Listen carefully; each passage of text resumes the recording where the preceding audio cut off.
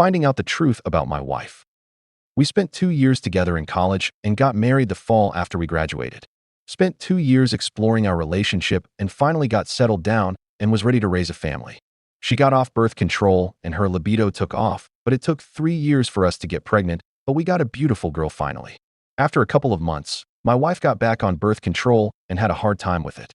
Her doctor switched her meds several times, but she had bad side effects with each one.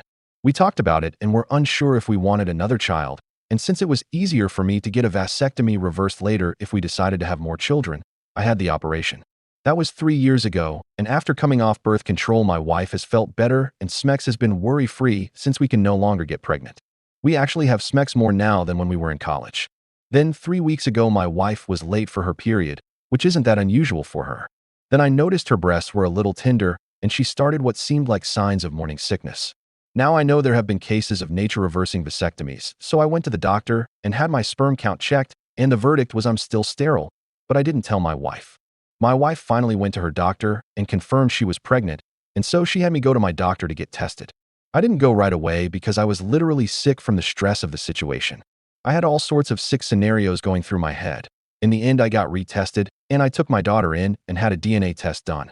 I got both test results back today and got violently ill after reading them. Yes, I'm sterile, and no, my daughter isn't mine. When my wife got home, I showed her my test, and she denied any wrongdoing and said that there was a problem with the test, and I showed her the test from last week, and she broke down crying. I finally got it out of her who she had slept with and that it only happened once and the condom must have failed. I made her tell me the story 3 times, and each time I asked her if that was the whole truth, and if there was anything else that she needed to tell me, because another lie would mean we were through. She said that was the only time, and she had never done anything like that before. I told her how much this hurt me, and asked her how she could do this to our family, and if it was worth it. I asked her if she wanted a divorce, and she pleaded with me to forgive her and put this behind us. I said I couldn't raise someone else's child, and asked her if she would be willing to terminate the pregnancy in order to stay together. She cried the rest of the night, but when we went to bed, she said she would do whatever it took to save our marriage. I never brought up the DNA test. I will contact a lawyer next week to see what my options are about if I have to pay child support on our first child. If she had come clean about the father of our first child, I could have swallowed my pride and tried to work to forgive her, but she thought she was in the clear and didn't need to confess to anything else. No telling what I'll never know. Lawyer update. My lawyer is awesome. She had me bring in a bunch of paperwork, bank statements, and my medical and DNA results, and had me tell her my story. Her assistant sat in with us and took notes while my lawyer went through my documents. After I finished, she asked a few questions and spelled out my options. I live in an at-fault state, which is good and bad. Good as in it gives us leverage. Bad as it takes longer and much more expensive. In the case of the first child, if my wife agrees to sign the papers, my liability for child support is an easy fix. If she doesn't agree, then a court-ordered DNA test and a judgment from the court can remove me without my wife's consent. Either way, I will most likely not have to pay child support. One way is just more expensive than the other. Since my wife has a good job and earns close to what I do, she didn't think the judge would award her any alimony. And all of that plus dividing up property and other things can be negotiated before a judge gets involved. The bad news was due to the holidays, they couldn't have the papers ready before Christmas, but definitely would before the end of the year. She advised me to say nothing until she got served. She gave me a list of things to do before and after Christmas before they served my wife. One thing they did point out was since we were actively trying to have a baby, there was a possibility that my wife didn't know that the child wasn't mine. My wife has an appointment with her OB tomorrow. Update. Finding out the truth about my wife. Getting served TLDR after having a vasectomy after our first child, my wife got pregnant 4 years later. I go to get tested to make sure I'm still sterile. I am, and not the father, and then decide to test our daughter, not mine. I had to wait till after Christmas to have her served. So I met my sister at my house, and we started moving my stuff to her house while the divorce goes through, or at least until my soon-to-be ex-wife leaves and I get possession of the house. We took 4 carloads to her house and came back for the rest. My sister felt it important for her to be there for support and as a witness. I also moved the nanny cam into the living room so it could record everything in the cloud. At about 10:45 a.m., I got a text from the lawyer saying she had been served. I sent her an email saying that I am at the house when she is ready to talk. A couple of minutes later, I got a text from my wife saying, "Why? Blah, blah, blah." So I resent the first text and waited for her to get home. She sent several texts and voicemails. They don't mention anything about cheating, just how she thought we were working this out, and she thought we would sit down and have a conversation before proceeding with a divorce. Playing the family card and how this will devastate the child and our families. How she feels betrayed. That was a good one. She was still sharing her location, and it took her 20 minutes before she left work. She then stopped at a nearby Walgreens for a few minutes. The purpose of the stop at Walgreens became clear as a police car pulled in behind her in the driveway. According to the officers, she got the police there because she said she was afraid and that we had guns in the house. I showed the officers my empty gun safe and said that I had removed them to another secure location. We went back to the living room, and I showed my wife the paternity test that I had done that showed her daughter was not mine. Her response was denial and disbelief, which appeared genuine. She broke down and cried for about 10 minutes. I told her this was the final straw and why I wanted the divorce.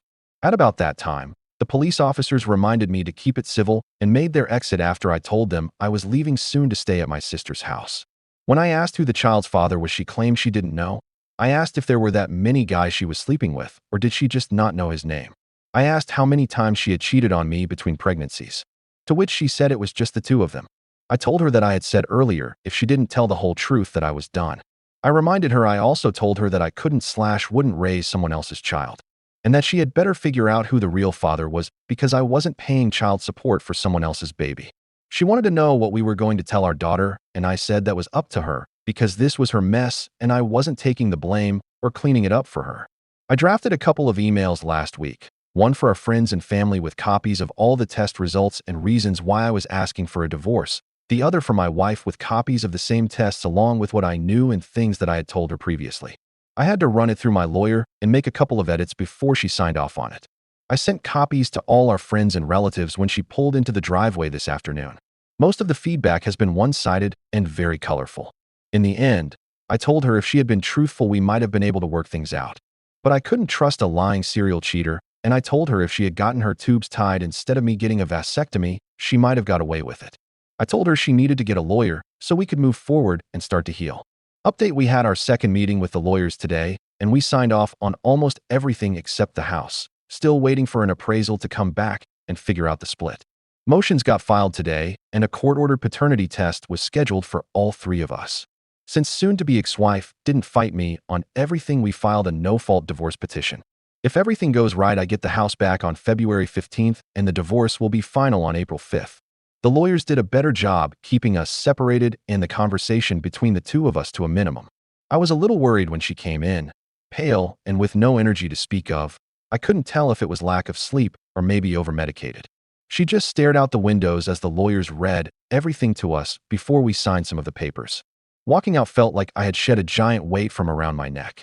HR got me signed up for therapy tomorrow. My boss had put a bottle of champagne on my desk, offered me some time off if I needed it, but I told him I was excited to get back to work. Clarification: the third update seems to jump around too much and lacks important information. I checked the OOP's profile, but there don't appear to be any missing or deleted posts. Many users have also commented on the original post about experiencing the same issue with the OOP. Common doubts: Sharon, AP's wife. Stan, AP. OBS, other betrayed spouse. Edit: adding relevant comments related to OOP to make the third update more understandable. Critical: Bank 5269. Did she disclose any more info about her infidelity/child's father's ID? Or is she just running through the motions at this point? OOP: she had already told me who the bio dad was, but I don't know if I can believe her. Doesn't matter to me at this point. She did say she hasn't reached out to him yet, which makes me think she is deflecting. Not my monkey, not my circus anymore. Equivalent: B. 886. Did you know the bio dad? Was he part of your friend group? What happened at the first meeting with the lawyers? OOP: I think I remember meeting him a time or two, but he was not part of our friends group.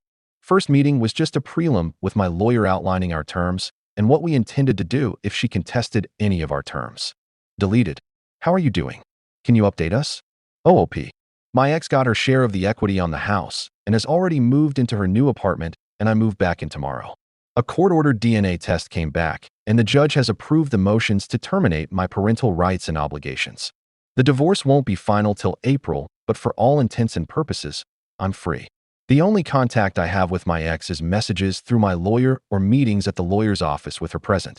I blocked the ex and some of her family and friends. She has said she wants to sit down and talk at some point, but my lawyer said it should wait till after the divorce is final. I had dinner with AP's wife again as we keep each other up to date on our ex-spouses. I almost feel sorry for him.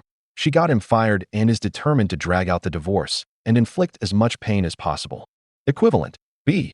886. How did she get AP fired? Was AP an employee of the school district? OOP. AP worked for her family's business. She told her dad and uncle who ran the business what he did. She didn't have to ask twice. They took his laptop, company phone, credit card, and company car the next morning with no notice. All he got was a cardboard box with his personal stuff and was escorted out. All in about 15 minutes. Equivalent. B. 886. You had dinner with her twice. I get the impression that you like her. You could have easily caught up over the phone. Sometimes both BS become support systems for each other. It is not uncommon for both BS to really like each other and for more to develop, or am I reading into this too much? OOP. Comrades in arms, so to speak. We have been able to fill in the holes of what we know about our spouse's affairs. And we both have a macabre interest in the fate of our exes and their APs. All evidence from both sides points to about 6 weeks and them meeting up 3 times. The amount of sex is hard to say. Update 3. Tormenting my ex-wife's AP. So throughout and after my divorce, I have kept in contact with Sharon, OBS, as we had shared details about our ex's affair, and both of us were interested in the consequences our spouses ended up suffering, and we provided each other moral support. We talk on the phone and usually have dinner once or twice a month to catch up.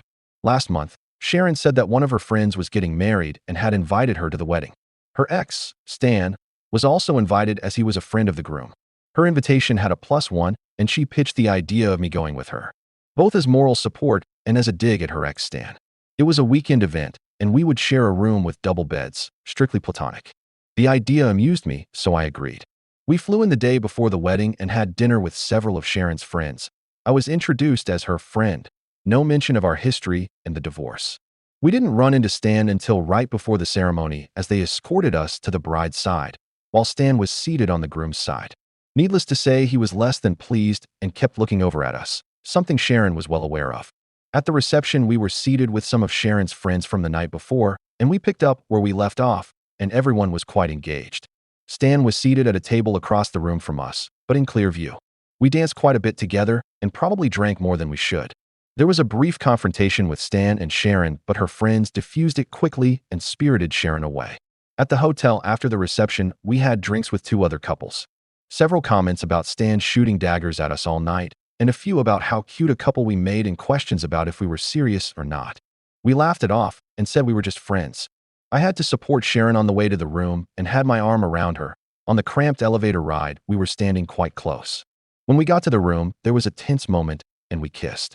Good judgment lost out to the alcohol, and we ended up sleeping together. The next morning, we never spoke much about the elephant in the room as we rushed to catch our flight home. We did run into Stan as we were checking out, and he made a snide remark and walked off. Once we were on the plane, we talked about what happened, that neither of us were sorry but questioned the wisdom of the timing. We both agreed we each needed some time to process what happened and agreed to have dinner next week and talk about it then. I know neither of us has tried to date since our divorce. I haven't been in the right headspace to even flirt, much less date. I have a session already scheduled with my therapist where I will bring this up. But we did have a great weekend at the wedding.